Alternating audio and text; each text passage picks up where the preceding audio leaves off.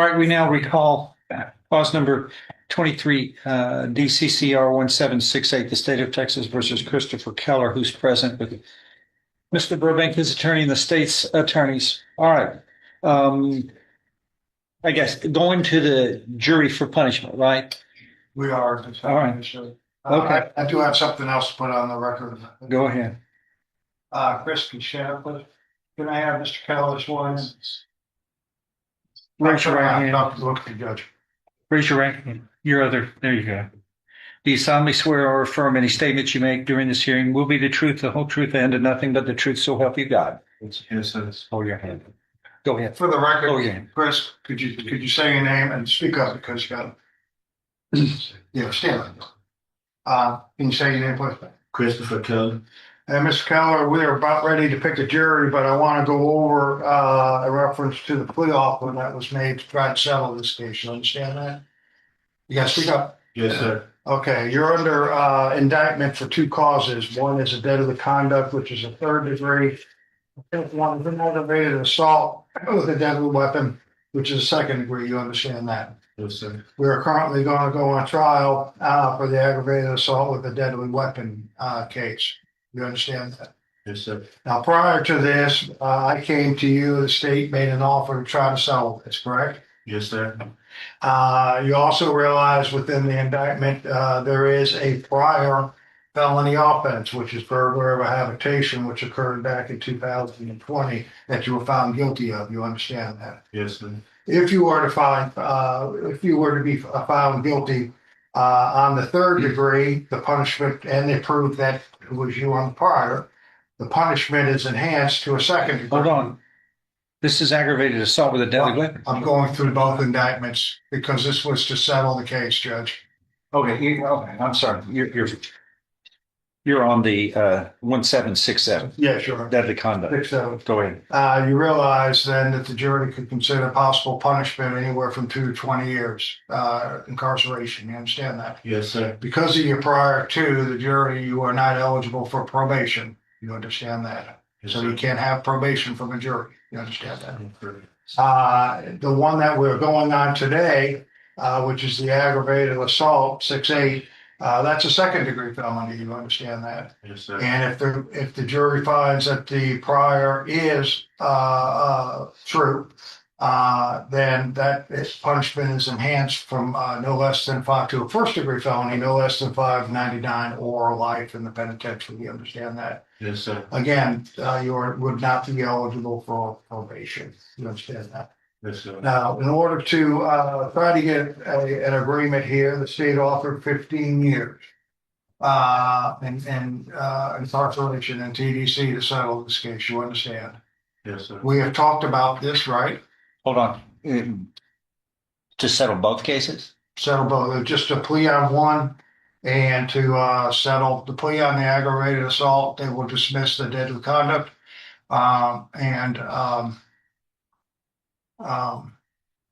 yeah, plea on one, dismiss the deadly conduct for 15 years. You understand that? Yes, sir. And we have talked about it numerous times, correct? Yes, And sir. have you made a decision of whether or not you want to accept the state's plea to settle this for 15 years? Made the decision. Okay, and what was that decision, Chris?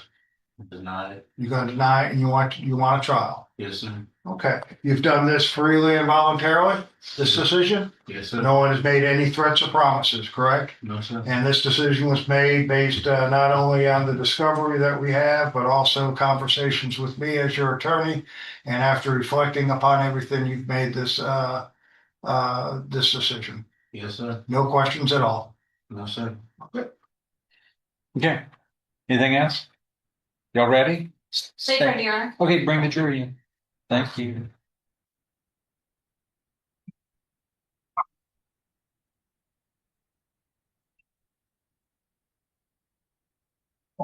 Jimmy?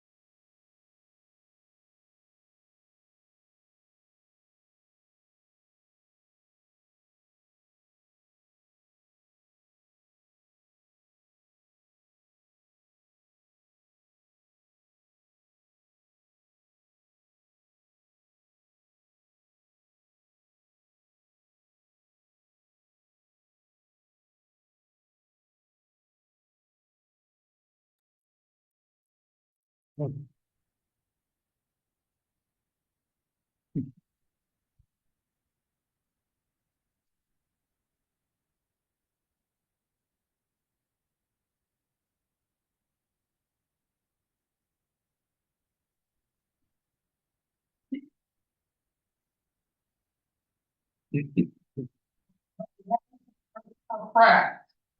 Christopher Pratt, number one. Also, folks, if you would, make sure your cell phones are off.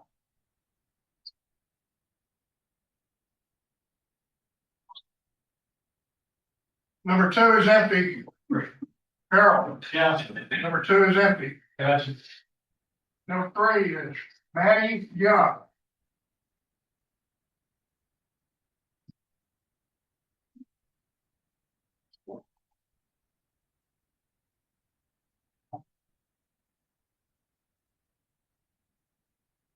Number four is Mavis Rogers.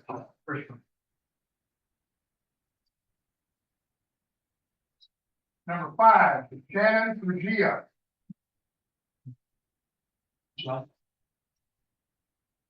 Number six is Lafania Lazaire. Yes.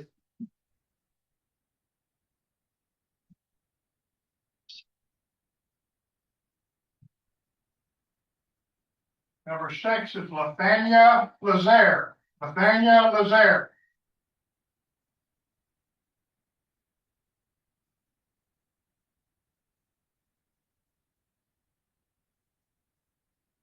Number seven is George Sanders.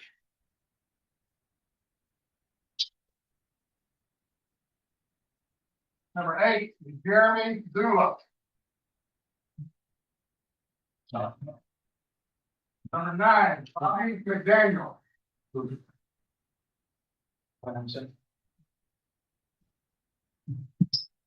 Number 10 is Thomas Peterson.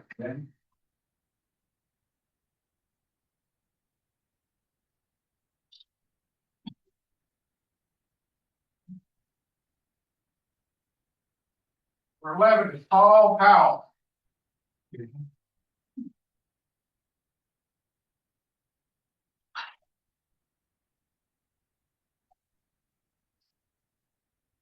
Number 12 is Terrence Cordray.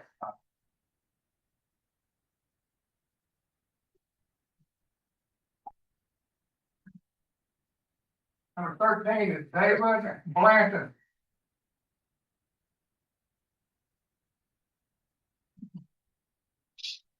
Number 14 is Kathy Smith.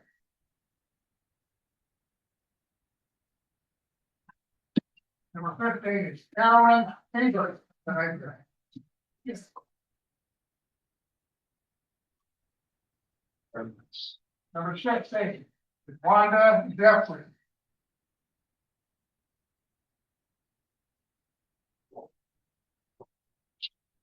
Number 17 is Kathleen Jasmine.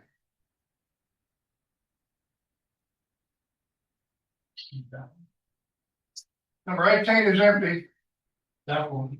Got it? 17. Harold, you got 18? 18, yes. Okay. Number 19 is Jennifer Hernandez.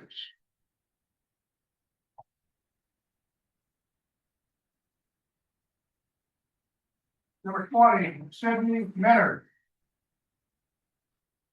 You put that to move over one. Number 21 is Nathan Monteith. 18 is empty.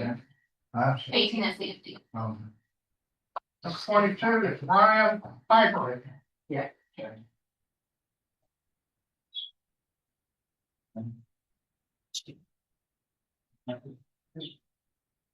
23 is empty. 23. Number 24 is Rebecca Mares. Mark.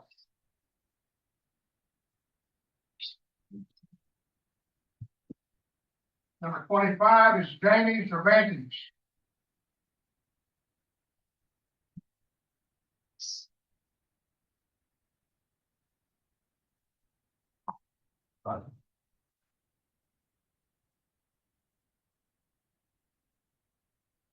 26 is Donovan Melling. Okay. 27, Heather Gallion.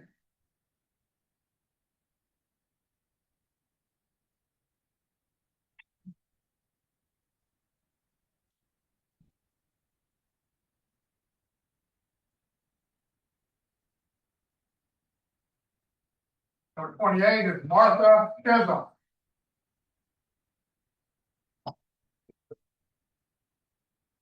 29 is Cody Pritchett.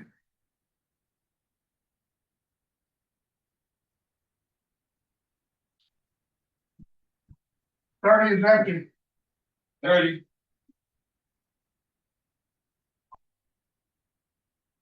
31 is Wilvaldi Antoine.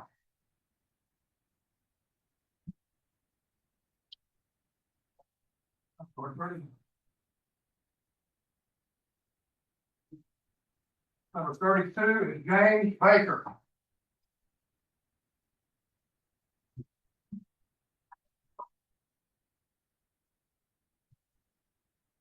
33 is Luke Michael Bango.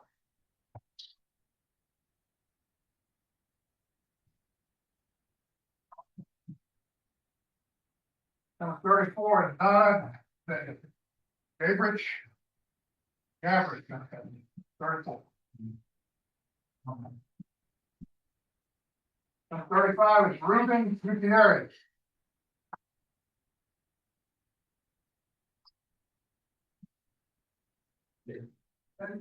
36 is Justin Amity.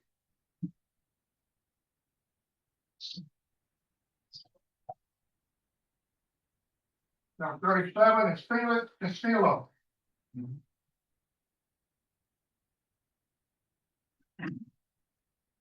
38 is Kelly Salcedo.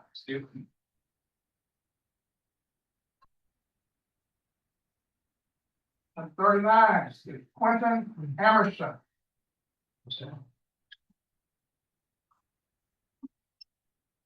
40 is Crystal Procida.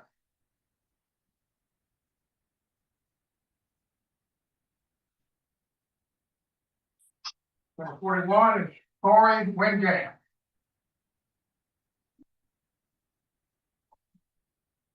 42 is Dennis Pig.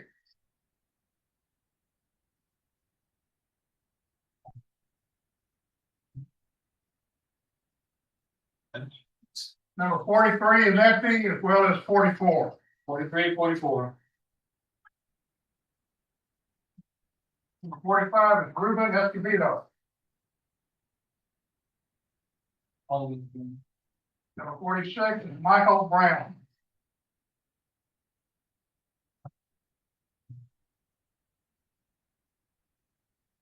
47 is Amy Elijah.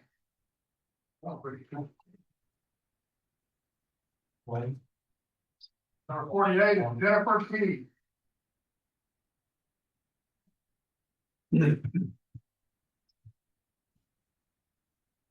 49 is Ivan Holtzman.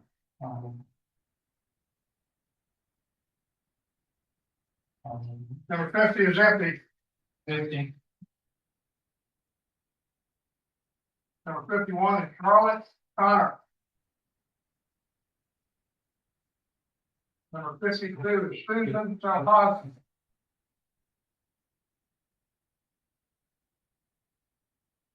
53 is Sam Deb.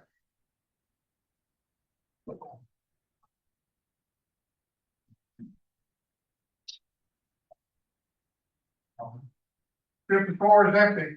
54. 55 is Demetria Sanders.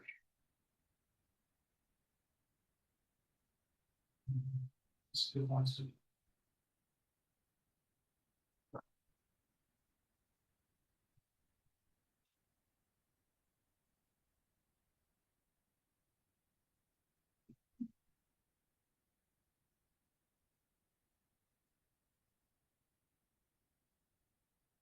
56 is Annetta Sweet.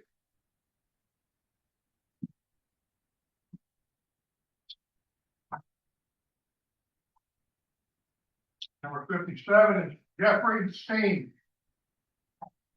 Bottom of the barrel.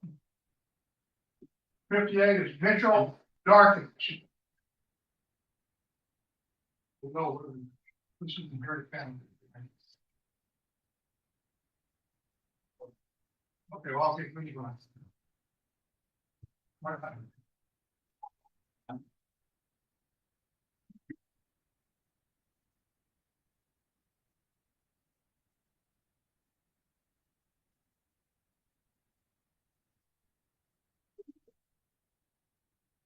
Everybody in, Dennis? There we go. Ladies and gentlemen of the jury panel, welcome to the Criminal District Court. My name is John Stevens, and I'm very proud to serve for you as your Criminal District Court judge. We have had 600 jury trials in this room, and this is another one. And that's what we do. We work hard for you. Jefferson County is the 22nd largest county in the state. Unfortunately, it has the 16th highest crime rate. That's not something we're proud of. We are working on that, all of us together. And when a defendant charged with a crime requests a jury trial, well, that's the Constitution at work, which is what this flag stands for. The United States Constitution is everything that we do here in this room. Each part of the process is mentioned in the Constitution. So it's very special what we do here. But in the United States of America, we have what's called self-governance. We, the people, is the way it begins in the Constitution. And all of us together have a vested interest in the direction the United States goes in. And when you serve as jurors, which is required and which is imperative because one of the amendments to the Constitution includes the right to a trial by jury when a defendant requests one. And if we don't have enough jurors, the Constitution just doesn't mean anything. It has no existence or enforcement. It's not an impact. But it's everything for the United States the way we look. Man, it's been around since 1787. And it has been functioning with its amendments to resolve issues in a peaceful, advanced, progressive fashion. And that's why we are the leading country on the planet. And that has a lot to do with it. Self-governance, we the people coming forward and being important in the direction the country heads in, whether it's serving as jurors or whether it's voting for your public officials. Those are important. That's the way this country was built with the rules of how it moves forward. So we all get to take part in it. And here it is a great honor to be called upon to make decisions that are very important. This is an important case. All cases are important in this courtroom.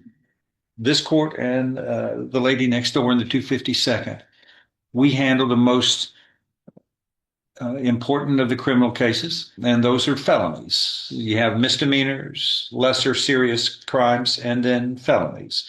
And felonies carry with it punishment where people can go to prison for up to life imprisonment, and also in rare cases, the death penalty is part of the equation. That's not going to be in this equation. In this particular case, we're going to go over it with you and give you a broad overview of what to expect here. But this part of the trial is what we call voir dire, V-O-I-R-D-I-R-E, two words taken from Latin and French. Literally translated, it means to speak truthfully. But it's what we refer to as that portion of a trial where a jury is selected. I'm going to speak to you for a little while. I'll turn it over to the state of Texas, the prosecution team, and then to the defense. They will ask you some questions. You will make answers. At the end of the questioning, you can exit, relax, stretch your legs. Each side, each party gets to strike off up to 10 names for any legal reason they wish. Here you are. This is the jury selection system number here for this panel, beginning with Mr. Pratt and ending with Mr. Darkins. And we will be asking questions, and then you will be giving answers. And each party gets to, at the end, strike up to 10 names for any legal reason they wish. The first 12 of you seated in this order that you're in who have not been struck, plus 2 alternates, will be sitting over here in the jury box where some of the lawyers are sitting right now. And you will listen to the evidence from that witness chair, the testimony of witnesses, and any exhibits that might be introduced into evidence become part of the evidentiary package that you will consider in your deliberations. I'm going to take care of all the law for you. Okay. I don't want you staying up late at night watching Law and Order reruns to get ready to be a juror. Don't worry about that. I will take care of the law. That is my job. You will listen intently, pay attention, follow the law as I give to you, and jurors get to decide what the facts are. You get to determine how much weight and credibility to give the testimony of the witnesses and the other evidence that is admitted.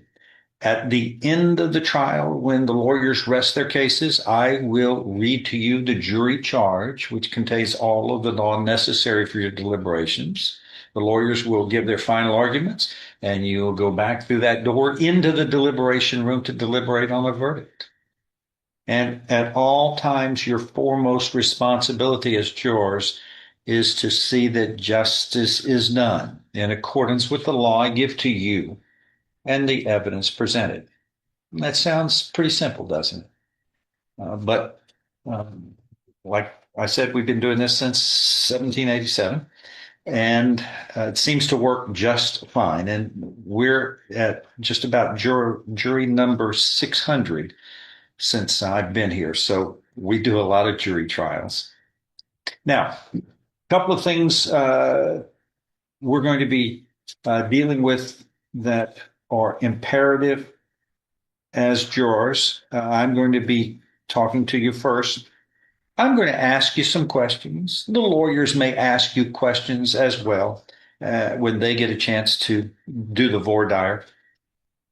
But because the answers to the questions we ask of you must be under oath, I'm going to swear all of you in. So raise your right hands, each of you.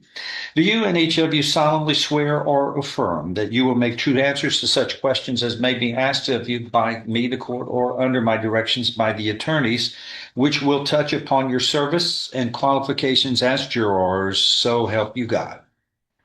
Lower your hands. Look at that painless.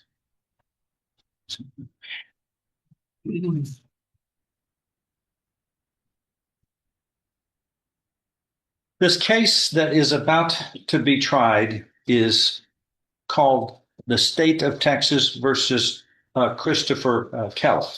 And all criminal cases that are felonies must first be reviewed by the grand jury, then true billed before it falls into one of the courts here and is tried as a felony case. And here's the indictment right here. And this was handed up by the Jefferson County grand jury on October 18th, 2023.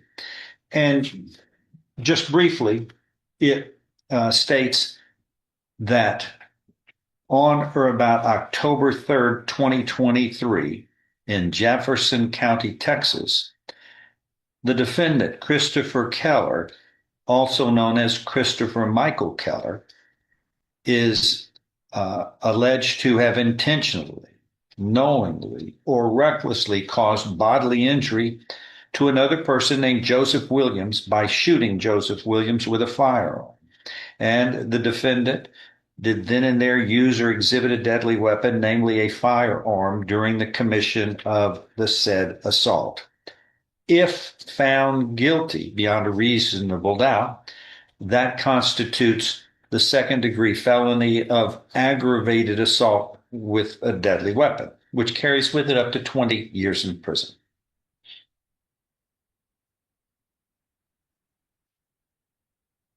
Now, a couple of things we're going to be talking about is how a criminal case proceeds. And how many people have been jurors before in a felony trial? Generally, I have about a third of the folks. Not too many this time. Okay, that's all right. The trial of a criminal case in Texas proceeds in two phases. We call this a bifurcated trial system, two parts.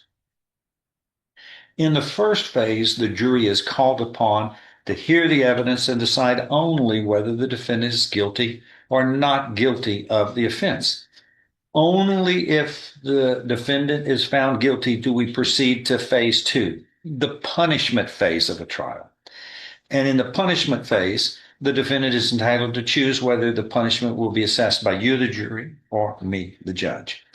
And in this case, it's my understanding that the defendant has elected to have you, the jury, decide punishment if and only if he is first found guilty. Two parts, bifurcated. Does everybody understand? We could have two parts in this trial. And generally, that's what happens in this court. Generally, defendants elect to have the jurors make the decision on punishment. Now, it's the function of the jury in a trial to determine what the facts are from the evidence. And in doing so, you are the sole and exclusive judges of the credibility of the witnesses from that witness chair. They'll be testifying from right there. And also how much weight to be given their testimony, as well as the evidence that's presented. You decide how much credibility and weight to be given exhibits, for example. Even I, as the judge, am not permitted to try to influence you by any words or actions I may take as a judge during the trial, because my job, though, is to decide all issues of law for you to understand and apply in your deliberations.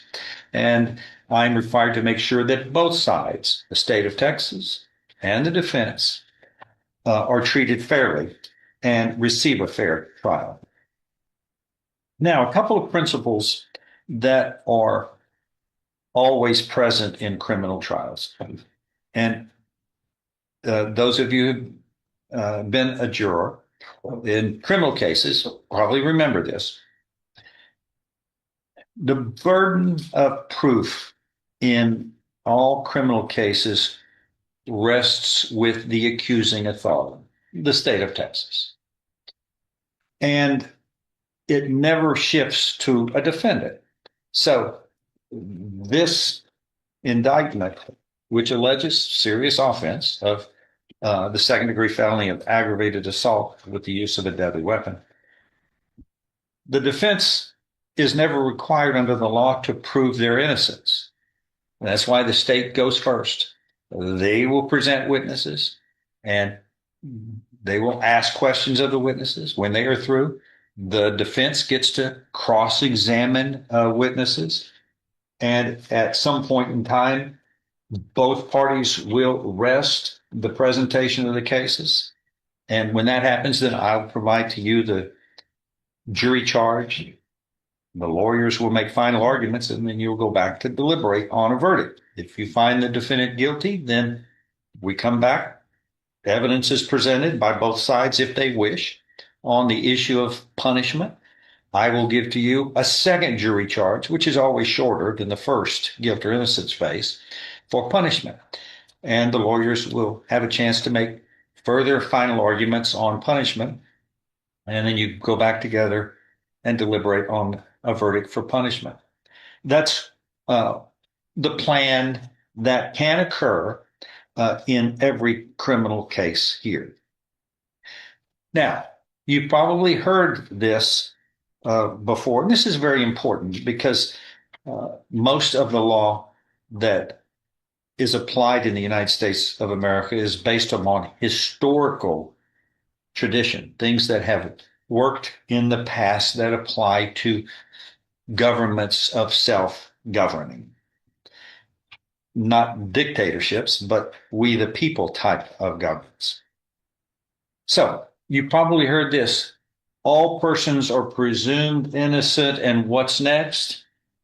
I heard guilty. All persons are presumed innocent, and what's next?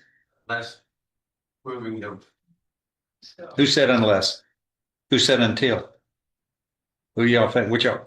Those are two different words. Which one do you think it is? There's an answer to it. All persons charged with crimes are presumed innocent, and this is taken from the Magna Carta in 1215, and it's in Latin, and the word nisi is next, which is unless. All persons charged with crimes are presumed innocent unless found guilty. Oh, but when you watch those television shows, most often it's wrong. I don't know who's writing those things, but that's why you just have to be careful about what you listen to and learn from, because most people, it's been proven here until, and those are two different meanings. Until means something is going to happen. It's just a matter of when. Unless may happen or may not happen. And the proper word is unless. And it was taken directly from the Magna Carta in 1215 when the people rose up against King John, who in England, one of the things they hated was that when people were charged with crimes, their buddies, people who were fellow Englishmen, when they were charged with crimes, then they were pretty much presumed guilty. And then jurors weren't selected. Jurors were appointed by the king, buddies of his. So you could see where that fairness was right out the door. People did not like that. So when they rebelled against him and threatened him to no longer be the king, is it 12 already? Boy, that is some kind of a watch. And anyway, back in those days, and we're talking almost now 1,000 years, but they didn't like unfairness, and they threatened the king to throw him out if he was not going to play into the plan of fairness. And from then on, the methodology of self-governance took a different turn. Ultimately, the United States bought into that when it became a country. And so when criminal cases are concerned, that is a very important aspect. All persons are presumed innocent unless they are found guilty, which means the burden of proof is on the accusing authority. It's not on the defendant to prove their innocence. So that's why the prosecution goes first, or else we just stare at each other, because they have the burden to prove the case. And then the second aspect is, what is the test? And in all cases, beyond a reasonable doubt is the test for criminal cases. Some of you may have been jurors in civil cases where people sue. That's some of the courts across the way, down in the old courthouse, where they sue someone for maybe car wreck damages or contract disputes. Who's been a juror in civil cases? Okay, a few of you. And the test is not beyond a reasonable doubt like it is in criminal cases. It's a preponderance of the evidence. Another long word. Preponderance, the greater weight of the credible evidence. And if I'm playing the scales of justice, preponderance is 50% and a fraction more or greater, because that's going to be greater than the other side when you're talking about 100%, right? 50% and greater, that's all it takes to win in the civil courts, whether you are a plaintiff suing party or a defendant, civil defendant. Not a criminal defendant, a defendant being sued. Because the Constitution is at stake, the freedom of the people, the burden is higher when someone is charged with a criminal offense. So the burden becomes beyond a reasonable doubt. And I always say 50% and a fraction more, you can quantify preponderance of the evidence. But what counts as the description of beyond a reasonable doubt? There is no quantifiable number. Each jury gets to determine what beyond a reasonable doubt means. Now, the courts have been, the Supreme Court, the Court of Criminal Appeals, the highest court in the land, has deemed that beyond all possible doubt is not the test. Then if you have to be convinced beyond all possible doubt, you're not a juror. You're not going to be a juror here, because that's not what the law states. It's beyond a reasonable doubt. And when people try to figure out what that means, I just go to what are the meanings of those words? Beyond, more than, reasonable versus unreasonable, doubt versus certainty. Use those three words. You use them probably every day, in many occasions, maybe numerous times. You use the common understood meaning of those terms when you apply your requirements for jury duty. So all persons are presumed innocent unless found guilty. And the test for both proving guilt or innocence in that first phase, beyond a reasonable doubt. Your determination for sentencing, beyond a reasonable doubt. Your verdicts must be unanimous on each phase of the trial. Everybody following with me? Good.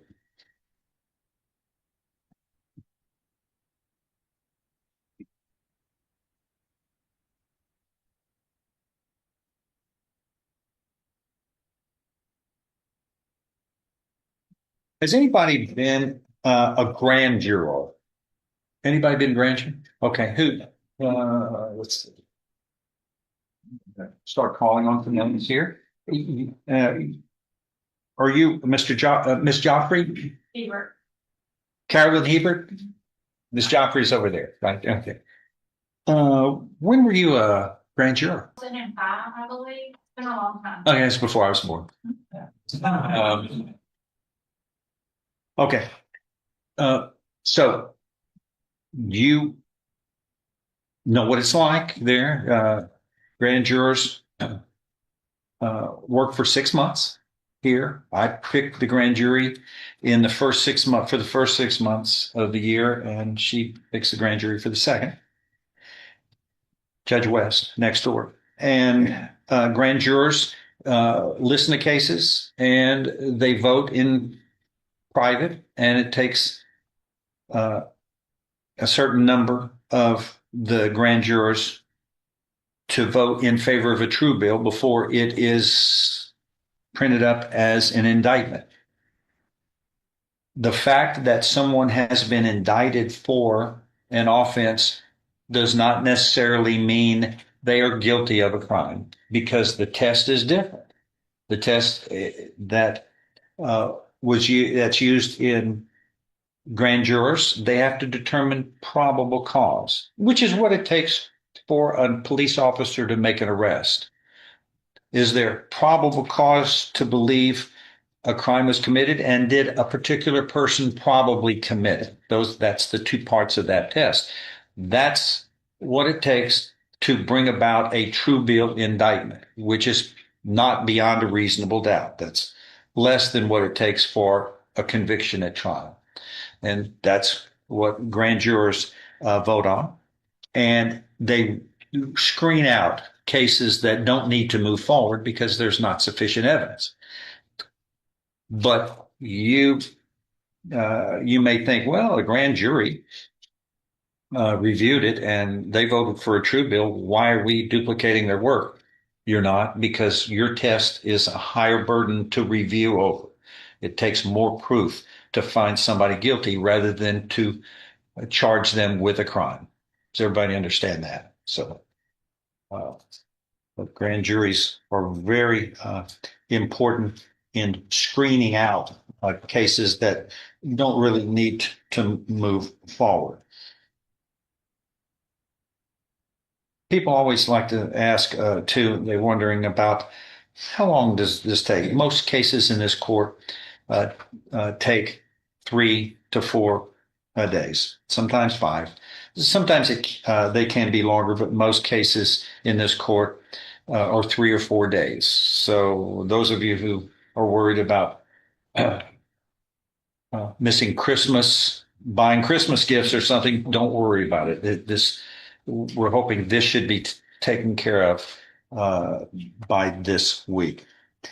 The the punishment range. This is something that is uh, very important to think about because if the defendant is found guilty, those of you who are on the jury are going to be determining what the punishment should be.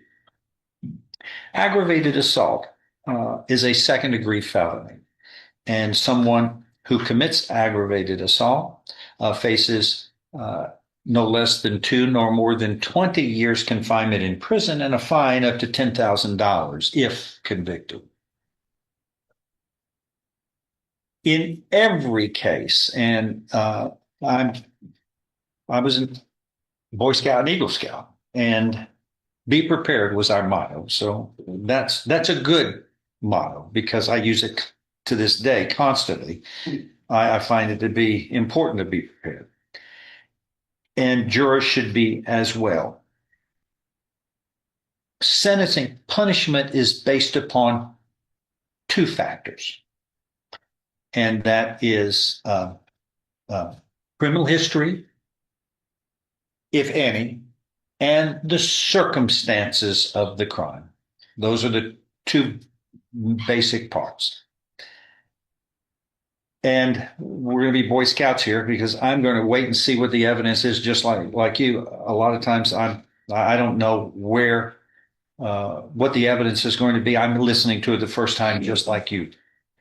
In all cases of second degree felonies, if it is shown and proven beyond a reasonable doubt that the defendant, if convicted, has previously been convicted of 1 or more prior felony offenses, then the sentence range can be enhanced or increase to a first degree felony range, which would be no less than 5 nor more than 99 years confinement or life imprisonment and a fine up to $10,000.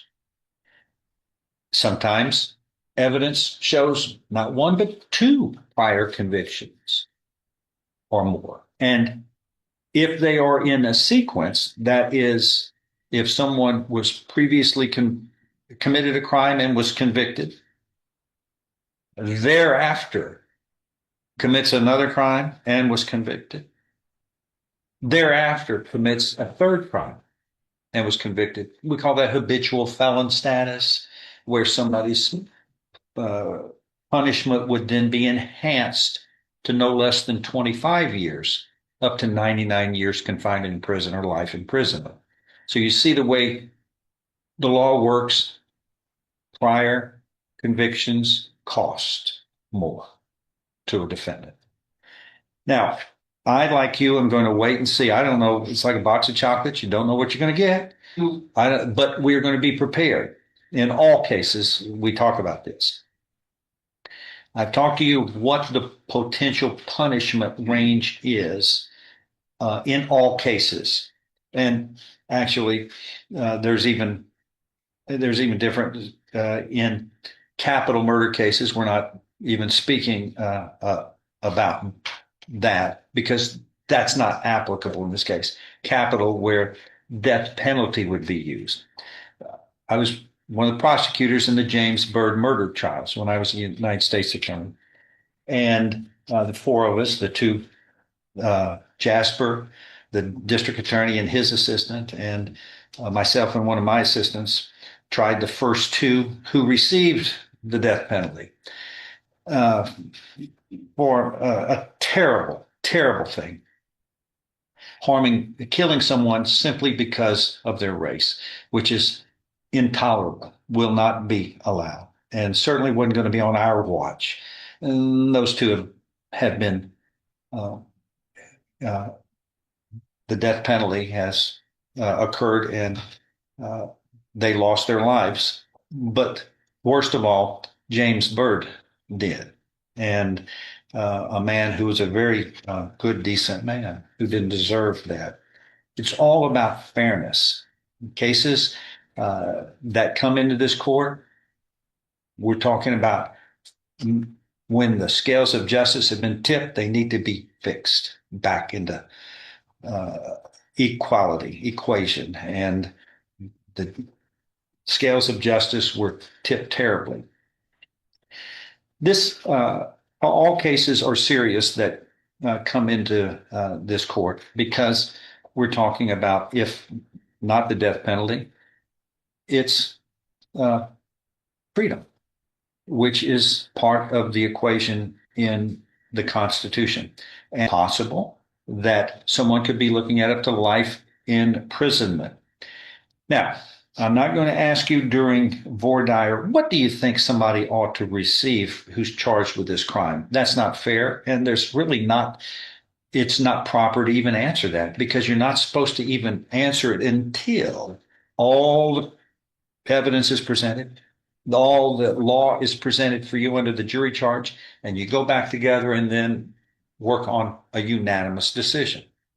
But what we have to have from you is a commitment that you've given by being truthful in your oath.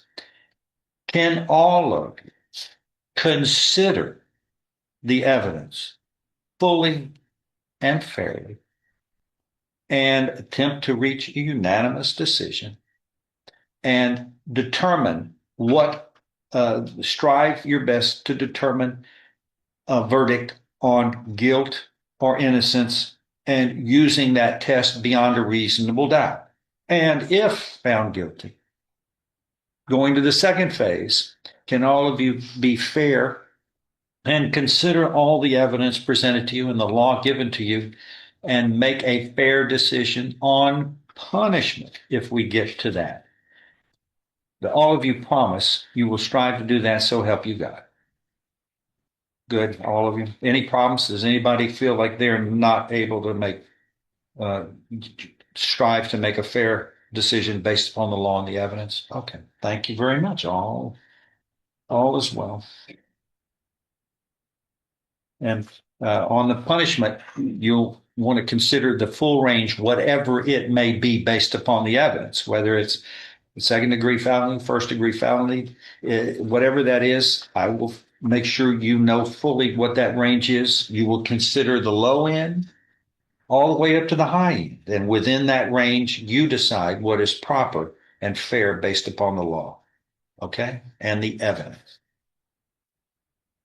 Let me introduce to you the parties who are going to be representing their particular sides of the case and representing the state of Texas, two of the assistant criminal district attorneys for Jefferson County, Texas, Miss Sarah Staub, and she will be assisted by Miss Haley Simmons.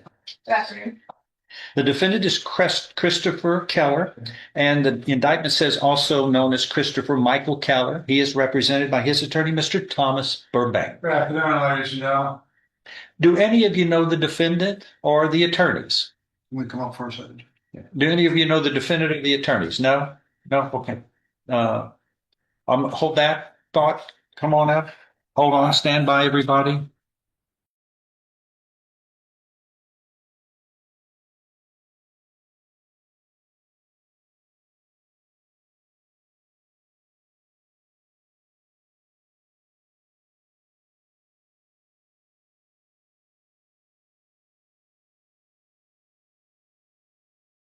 Seated. I saw a hand up. Who? And your number and name, ma'am? I think my number is 27, but it's the McGallion. What we do is we equate the numbers as best we can to your age. Yeah, okay. Only the low numbers. The low numbers. Who is it you know, Miss McGallion? Uh-huh. Mr. Burbank, and I work for the court through adult probation. Oh, okay. So I don't know them personally, but from My goodness. I don't even. Oh, I know. I recognize your name. I do, but I never see you in here. Well, because I work in Port Arthur. Oh, that's okay. I was born there, but that's okay too. All right. So, can you be fair and impartial, even though you may know the parties or the attorneys? Yes. All right. Anybody else know about it? No. All right. The final thing I want to talk to you about before you are passed on to Ms. Staub and her team. All of you to be jurors must meet general qualifications to be a juror in Jefferson County, state of Texas, United States of America. And if you do not fit any of these conditions, let me know because you don't want to be over there and go, I should have told you that I was 16 years of age, not at least 18. First one, you must be at least 18 years of age. Everybody fit that? I know the ladies look awfully young. Yes. Okay, good. You must be a citizen of Jefferson County, state of Texas, United States of America. Good with everybody? All right. You must be able to read and write the English language. Good. All right. Pay attention to this one. You must be of sound mind and good moral character. The legislature wrote this in. What can I say? This is a requirement. Everybody fit that though? Good, good. You must never have been convicted of a felony offense or a theft. And before anybody says somebody got real upset not long ago, I can't believe this. I shouldn't have done it. It was just a thoughtless pack of gum somewhere. And I go, a pack of gum? And they charged me with a Class C charge, and I had to pay a fine. I go, that's not what we're talking about. If it's a Class C misdemeanor is the equivalent of a parking ticket. You don't lose your right to vote or lose a chance to be a juror because of a parking ticket. It's got to be above a Class C misdemeanor. A Class B, that is where you could go to jail. Class B and above. So, has anybody ever been convicted of a felony offense or a misdemeanor theft above a Class C? And also, for these, sometimes people go, I'm not going to answer that because I didn't think something was done in the right way. And that's okay. If you want to talk to me about any of these in private without answering so that you get clarification of what we're talking about, perfect. I'm happy to accommodate you. Does anybody need to do that? No? So, no? Okay. Number 38. 38. You're presumed innocent too, ma'am. Don't worry. We'll talk to you later and get a we'll just get some clarification on you other than juror number 38, who's going to be Miss Sauceda. And then also is going to be Mr. Darkins. Yes. Okay, I'll talk to you too. Uh, uh, can everybody say they have not been convicted of a felony or a misdemeanor theft above a Class C misdemeanor? Yes, is that good with everybody? Good. You must not currently be under an indictment or a legal accusation for a felony or a misdemeanor theft above Class C. Class Cs are not indicted anyway. You don't get indictments for misdemeanors, but if you're under an indictment, you need to let me know, right? And everybody okay with that? Good. And finally, you must not have served as a juror for 6 days during the preceding 3 months in today in county court or during the preceding 6 months in a district court. And generally, that never happens. But did anybody have jury service just recently? And what is your number, ma'am? 50. You're going to be. Is it Miss Sweet? Yes. Where were you a juror and when? Really? In what court? Do you remember? Um, Not this building, but the other building. Okay. In Was it drug impact court? Yes. The drug court? Okay, well, that's probably a felony. Not you serving as a juror. But interesting. That,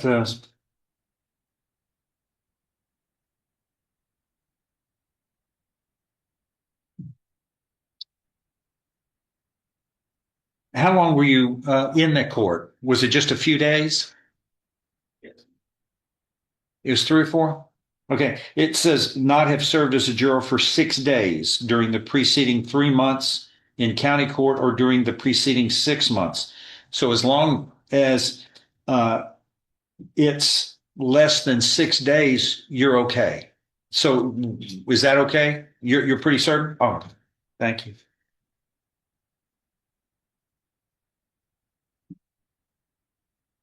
All right. Are the parties ready for voir dire? It's right here. Good. Okay. Again, ladies and gentlemen, thank you for your citizenship, for being here. It's an honor working with you.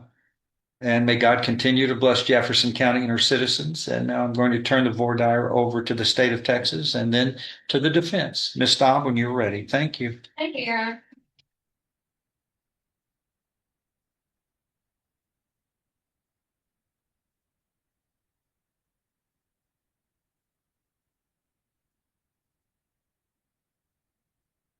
Good afternoon. I know you're all feeling a little bit tired. It's the middle of the afternoon, but we kind of got to wake up just a little bit. I'm going to be asking you guys lots of questions, okay? So we're going to need some answers. So you might want to pay a little bit of attention or you might get caught off guard just a little bit. My name is Sarah Staub. I'm one of the 5 felony attorneys assigned to this court. This is actually a little bit of a different case than I normally try. I'm usually trying cases involving children's victims. So this is just a little bit of a change of pace for me, a nice change of pace, and I'm sure for all of you, a much better case to listen to than one of those.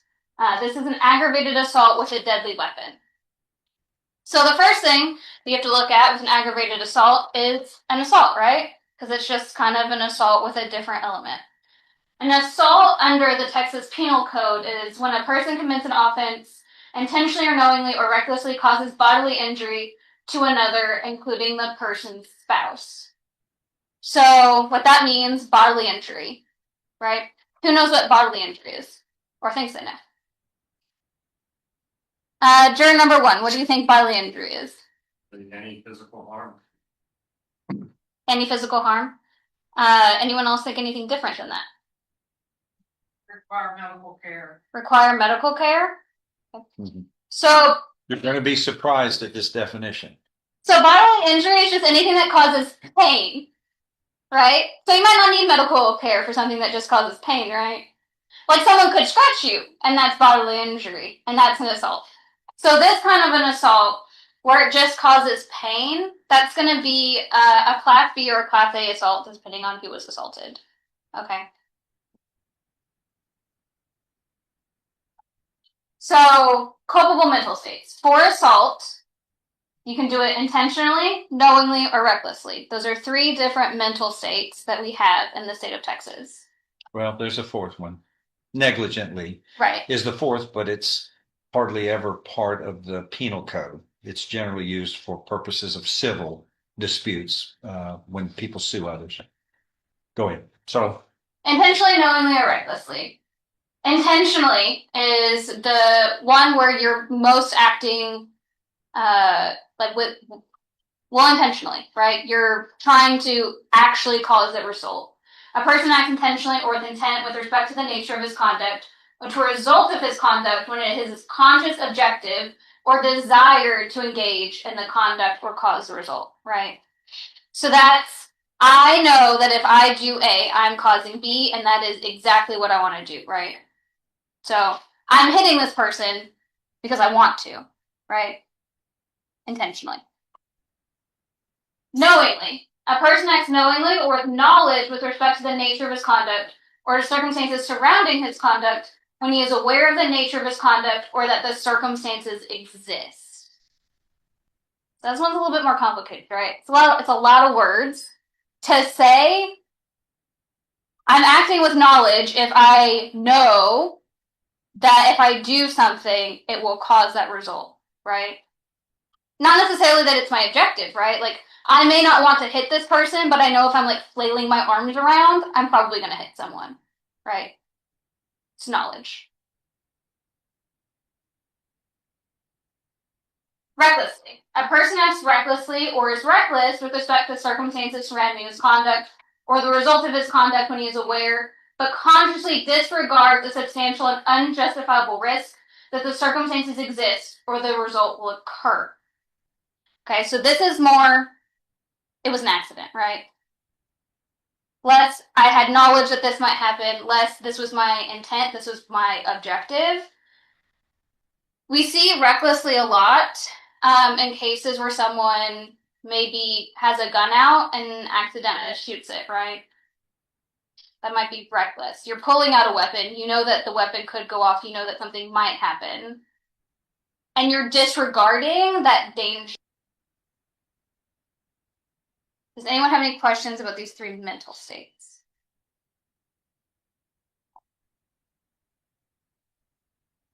So aggravated assault. That's what we're here for today. It's not a regular misdemeanor assault. An aggravated assault is when a person commits an offense that's defined by 2201, which is the section for assault. And it causes seriously bodily injury to another person, including the person's spouse, or they use or exhibit a deadly weapon during the commission of the assault. Okay. So there are two ways to have an aggravated assault. One is serious bodily injury.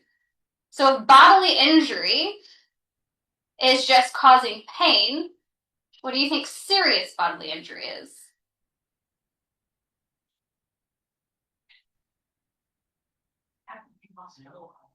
Have to be hospitalized? Okay, anything else? Really bad, life or death? So it's something that could cause death or substantial impairment. Okay, so something that could cause you to be disfigured, something that could cause you to die, right? That's serious bodily injury. But it can still be an aggravated assault if there's no serious bodily injury if they use or exhibit a weapon. A deadly weapon. What do you think a deadly weapon is?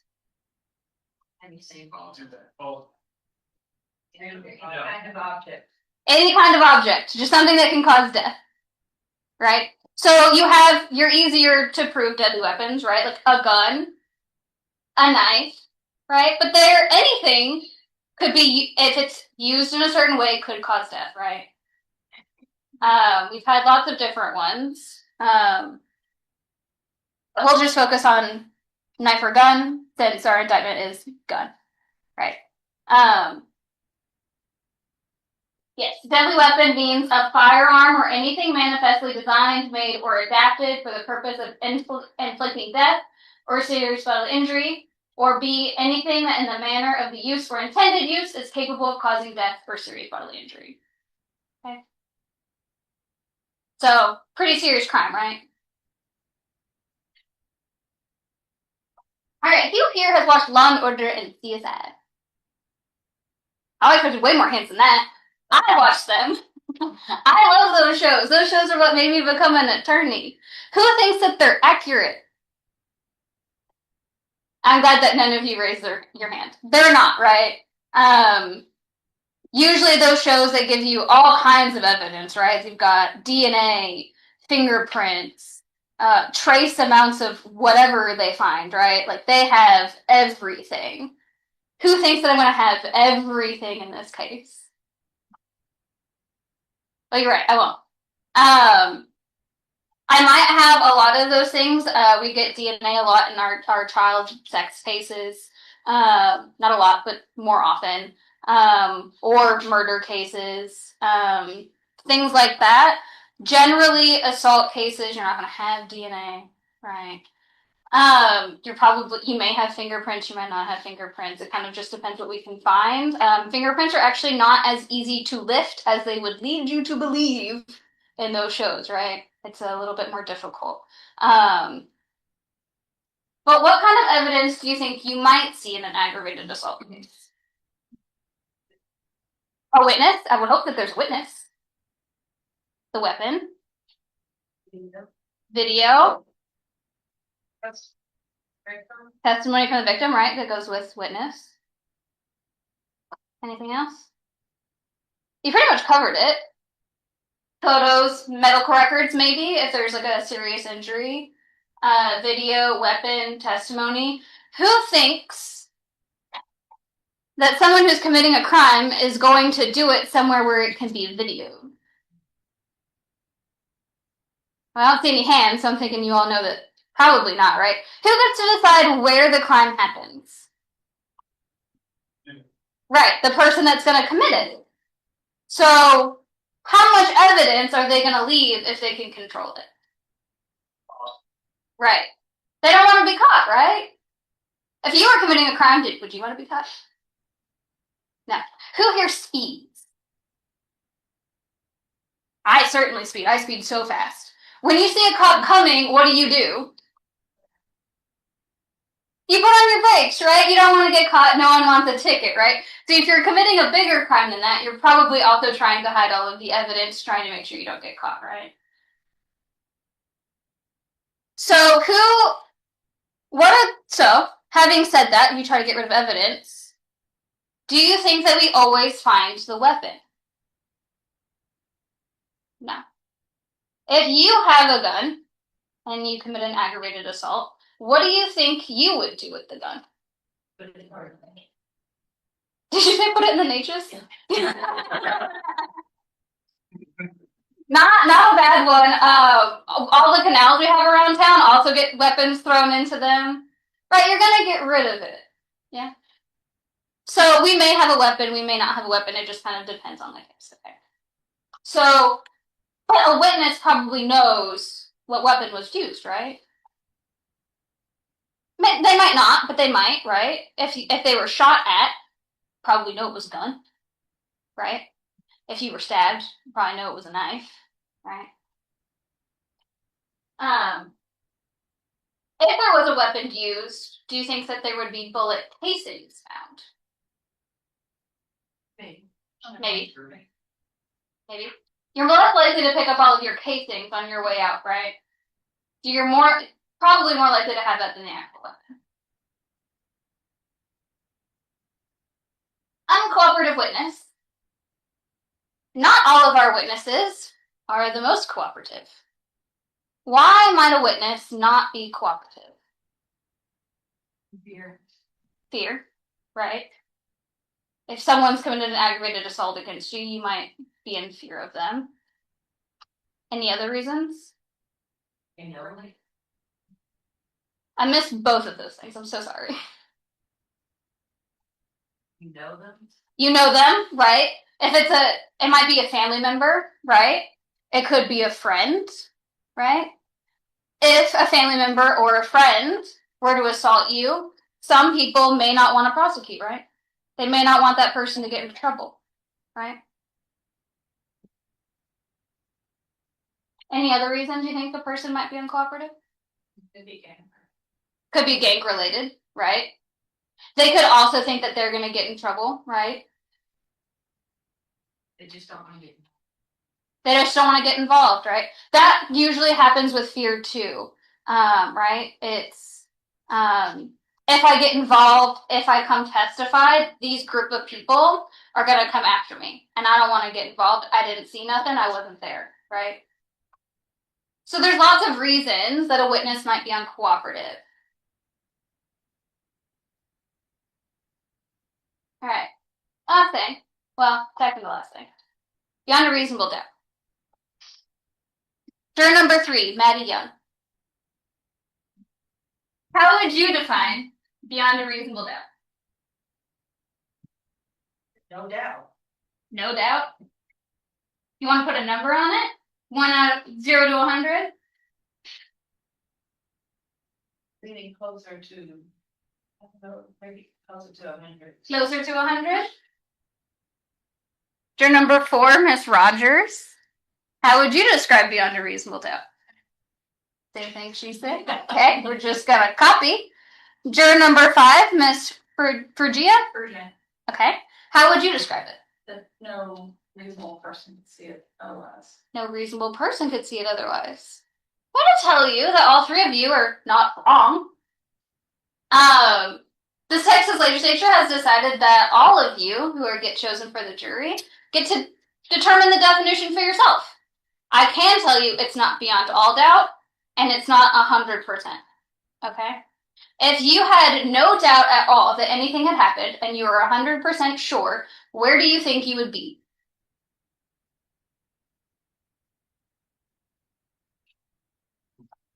Probably sitting on your end of the aisle. Oh no, you'd be a witness. I'd be calling all of you to come testify for me, right? That means you saw it. That means you were there, right? None of us saw it. None of us were there. None of us can ever have absolutely no doubt, and none of us can ever be 100% sure. We have to listen to the people that come up and testify, right? So it's not like CSI, it's not like Law and Order where they solve the case and then they show it to you and you know exactly what happened, right? It'll never be like that, but it's just beyond reasonable doubt. There still may be some questions, but if you're beyond a reasonable doubt, you still get there, okay? All right, the last thing. 2nd degree felony punishment. So this is a 2nd degree aggravated assault. So what that means,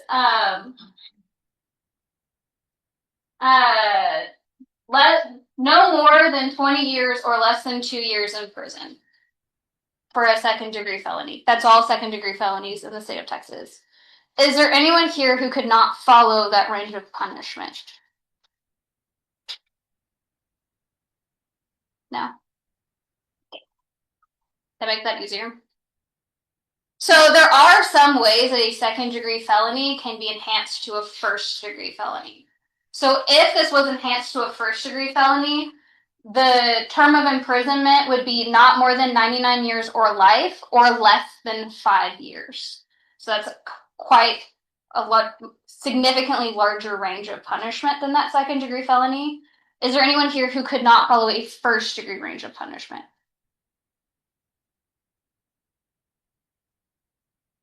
All right. In that case, I'm done.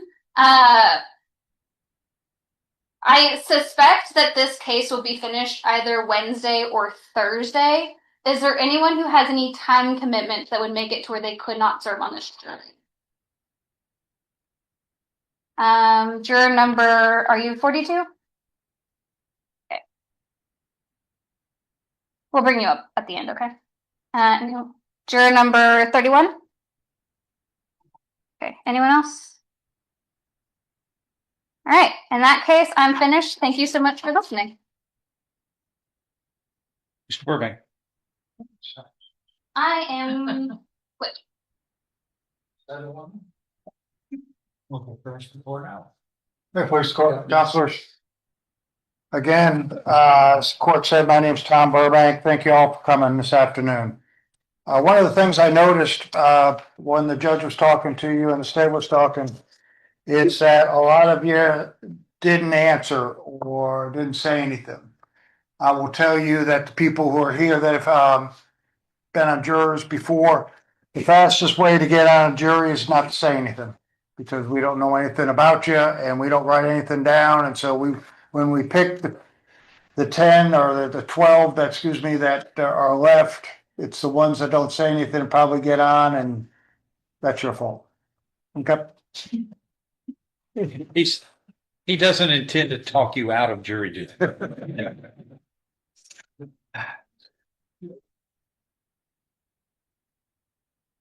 I have a couple questions, and it's just housekeeping, really. Does anyone have any good friends or know anybody in the district attorney's office? And I know somebody that works or has somebody that's an investigator that's hiding behind someone over there. Oh, there she is. Number 11. Yes, sir. Who do you know at the DA's office? Keith Giblin, And how do you know Keith? friend, and also go to church. Go to church with him?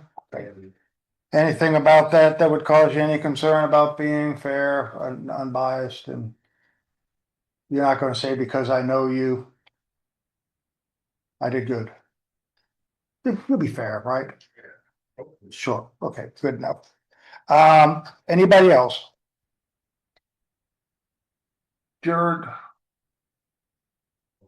Do intern. We go, I teach at Lamar.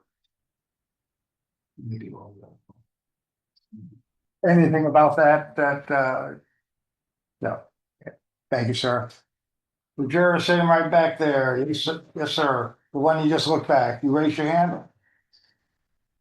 I will.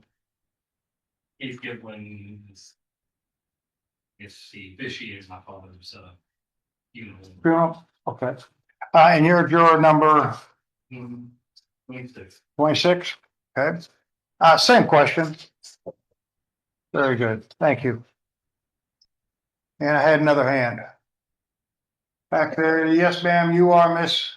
Fertitta. Yeah, juror number, and I have to say that because they're typing it down and need it on the record. What do you, yes, ma'am? Corey and Angela and England. Okay. Our children went to school together. Is that over at Christian Legacy? Okay.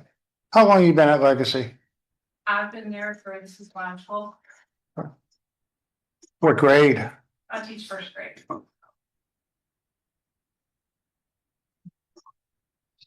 Nothing about that would cause you any concern, ma'am. Thank you. Anybody else? Yes, ma'am. You are juror number, 28. yes, ma'am. No. Friends from your staff. Has he always been like that? Uh,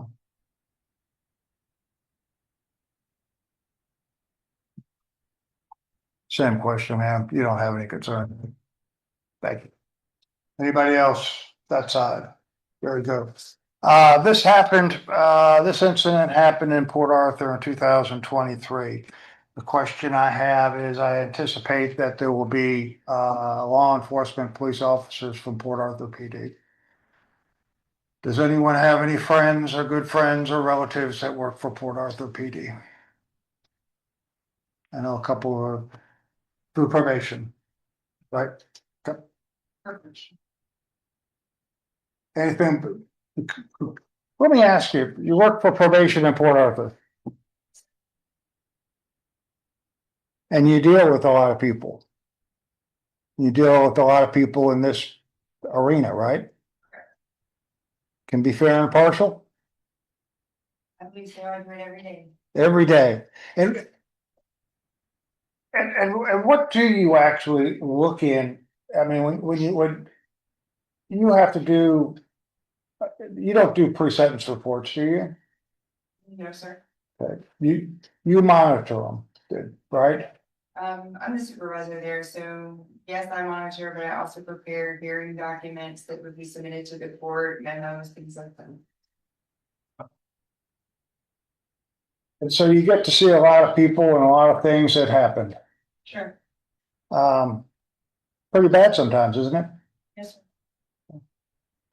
With the knowledge that you have, you can put that all aside and judge people going in. I Not, don't believe it's an issue. Every day I look at circumstances and I look at what's happened from start to finish and make recommendations to the court that I believe are fair. thank you, ma'am. Anybody else in reference to Port Arthur? Yes, sir. You were juror number 22? 20? So yes, Yes, sir. I have a couple of friends that work there. Okay. Who was that? Moss? Anybody else? Van Engel. Anybody else? Okay.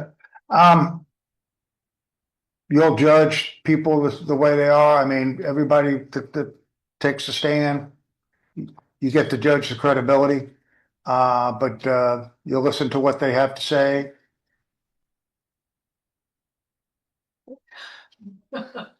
Someone's Yeah, as long as one of those two weren't arrested officers. I don't think they, I didn't see their names, did you? No. Oh, okay. I didn't see their names on the sheet. Okay. Somebody else raise their hand. Yes, ma'am. Juror number 15. Who was that? My husband Hus- retired from His name was? Michael Keeper.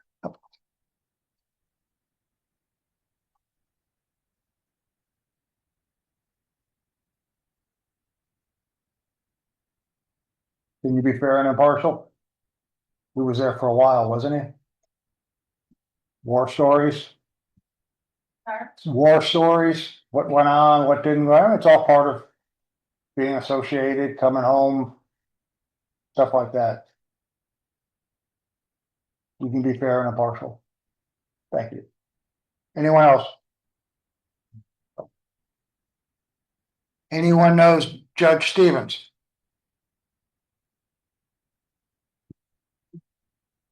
That's one voter.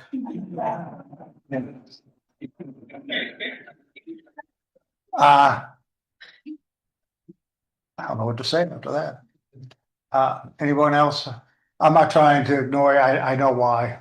That you know the judge. Anyone else? Yes, ma'am. And you are? You're 34. 34. And how do you know Judge Stevens? I have thoughts and walks running from my bicycle.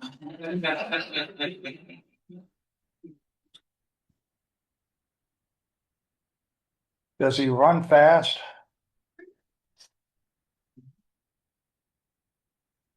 How do you know it's him? Does he like run with his robe or? But she's way behind. She rides a bike. Marcia rides. I ran half mile at Fort Nature's Groves. What can I say? That's why. Came in fourth. I make light of a lot of things, and the reason why, ladies and gentlemen, is that I don't know you and you don't know me. But you know that this is aggravated assault with a deadly weapon, and you know possible punishment ranges many decades. And so it's important. And it's kind of unfair that you stand here and you try to say, okay, maybe in one afternoon I get to know a bunch of strangers to decide whether or not Christopher will have a fair and impartial trial. And it's tough. Because I don't know what you think or what you don't think. So sometimes we make light, try to lighten you all up to see what your responses are. Because everything you say or don't say means something. Okay? So you have to realize that. The next question I have is, has anybody been a victim or a close family member been a victim of a violent offense? We know that this is aggravated assault with a deadly weapon, a firearm was used. If you can't speak about it, then we can come up here. But I need to ask. Juror number 4. Yes, ma'am. Raise your hand. Huh? Domestic violence. Domestic violence? And were you the complainant, ma'am? Yeah. You are juror number 4.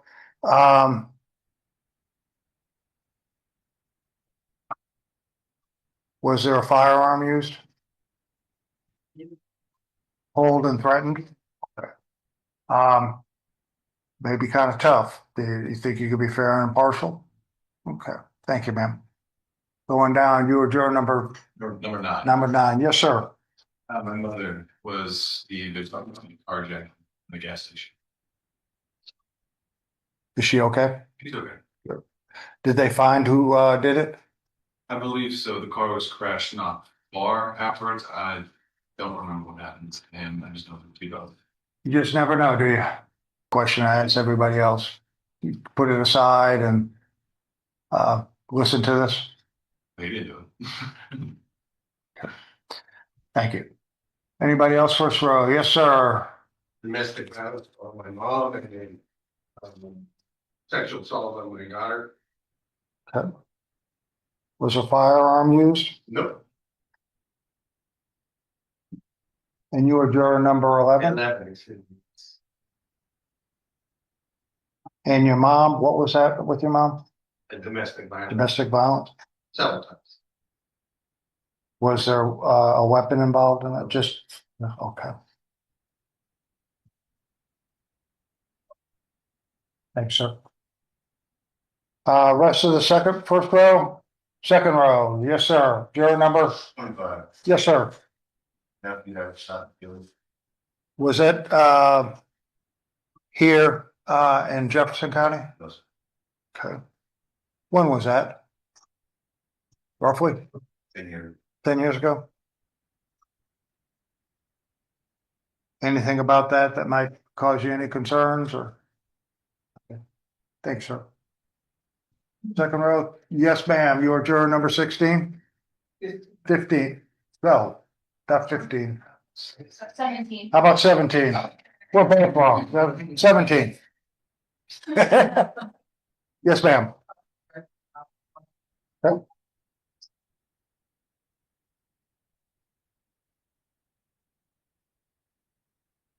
And was that you, ma'am? Anything, I know it's tough, but okay. Thank you, ma'am. Appreciate it. Second row, third row, I'm gonna go that way, 45, 43? 21. Man, am I off? Okay, 41, yes, sir. Uncle murder. Uncle? And was that in Jefferson County? And when was that? September 23. Of what year? 23. 23? Did they get who, and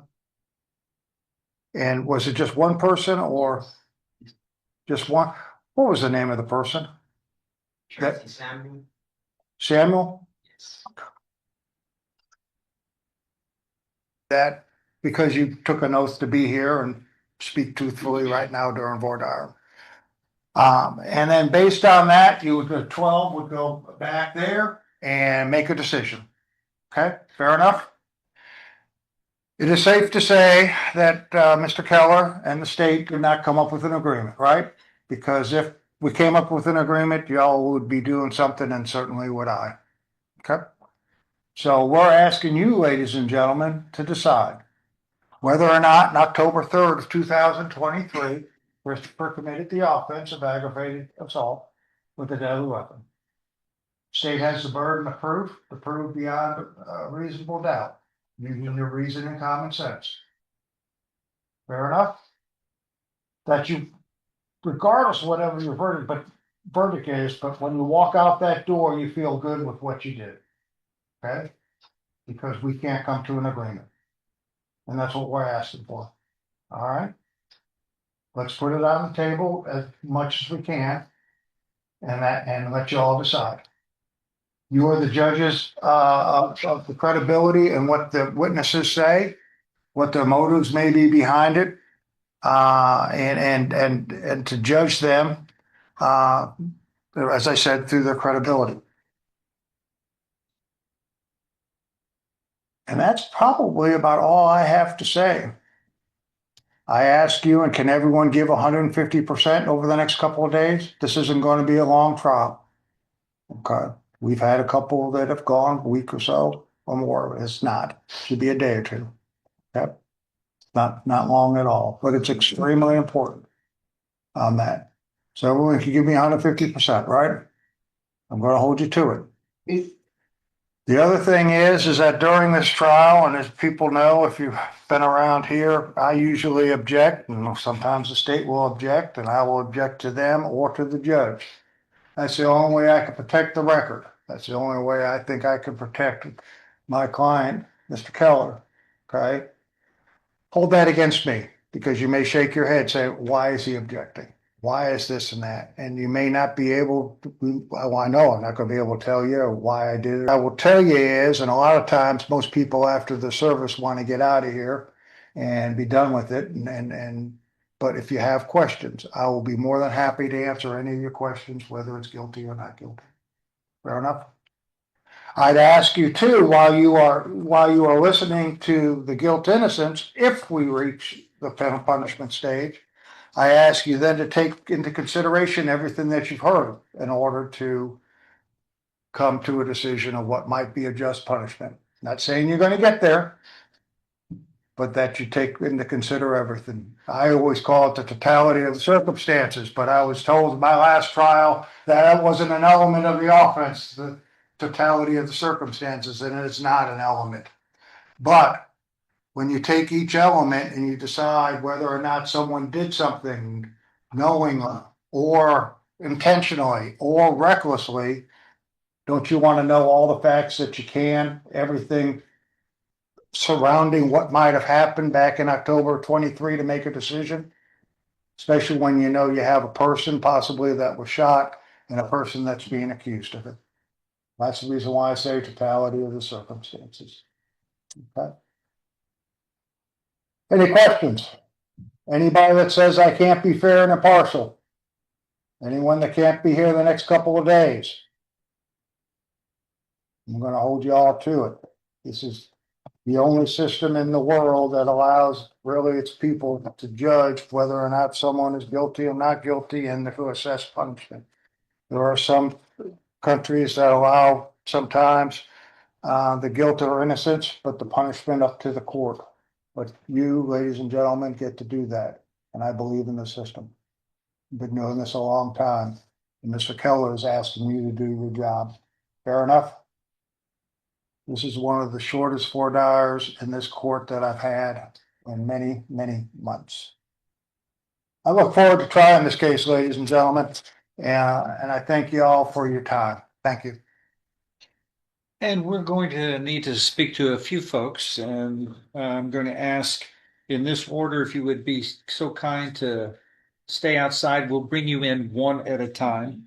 And beginning with Ms. Hernandez, juror number 19, you can stay. You'll get to stay. And then 31 is going to be Ms. Antoine. Where are you?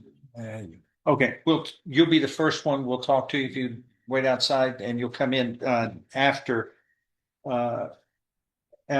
Ms. Hernandez is finished. Then juror 38, Ms. Sauceda, you'll be after juror number 31, Ms. Antoine. Then 42 is Mr. Pig. We will talk to you fourth, and then 56 is going to be Ms. Sweet. We'll talk to you fifth, and finally Mr. Dawkins, 58. Okay, everyone else, all of you, if you'd be so kind to exit and relax. It'll be about 30 to 40 minutes.